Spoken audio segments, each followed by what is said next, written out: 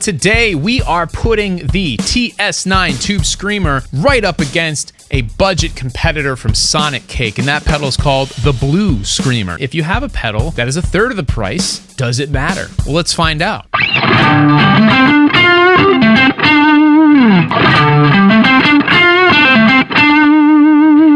Now, the first thing that I noticed between these two pedals is the fact is they sound very similar. I mean, really similar.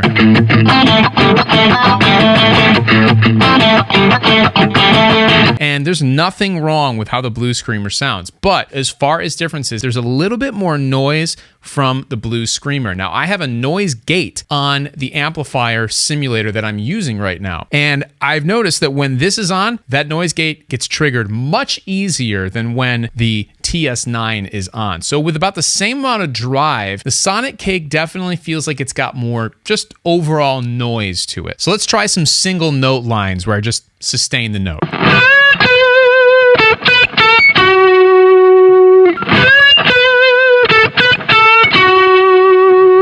So again, pretty similar in the two sounds. I started with all of the parameters exactly the same, and I've sort of tweaked them a little bit to get them sounding as closely as possible to one another. There is a difference. I'm not going to say there is no difference, but depending on your situation, do you need the TS9 or could you get by with the Blue Screamer?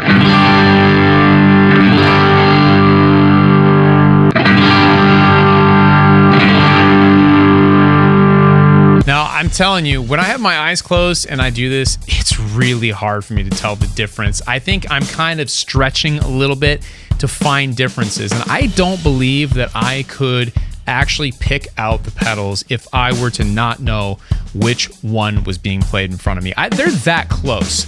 There is a difference. I think there might be a little bit more clarity to the TS9, less noise, like I said, but man, it is really, really hard to tell the difference. So what does that mean? Do you need to spend hundreds of dollars, sometimes thousands of dollars for those holy grail pedals that look amazing on your board for an Instagram picture? I'm here to tell you that I don't think you do. It doesn't necessarily mean that you don't need to go out and get a TS9. It doesn't necessarily mean that you should buy a budget pedal like the Sonic Cake Blue Screamer, but I think it does lend some credence to the argument that you might want to spend more time practicing as opposed to searching for pedals and spending money on them. I am guilty of that just as much as anybody else.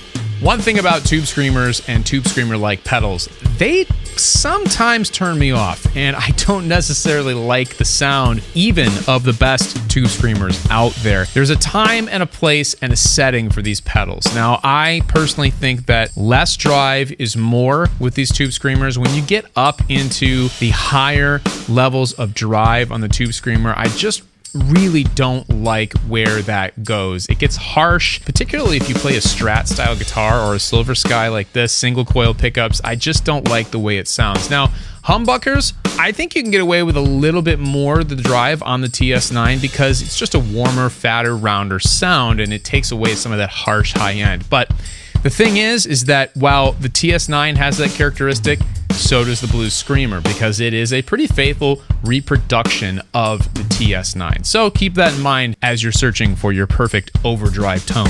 There's a reason why the Ibanez TS9 Tube Screamer has been around for so long. There's a reason why there's so many different variations that are so popular amongst almost any type of guitarist you can possibly think of. So, there's absolutely nothing wrong with spending a little bit extra money and getting the real deal. But as I've said before on the channel, for many of us, I don't know that it matters. If you could get 2 or 3 pedals for the price of one and have a wider palette of tone to practice with or to gig with, it might actually be worth it for you to look at the cheaper option, because I don't think you're sacrificing that much in tone, if any at all. It's a little bit noisier, that is true, but I think there are ways around that.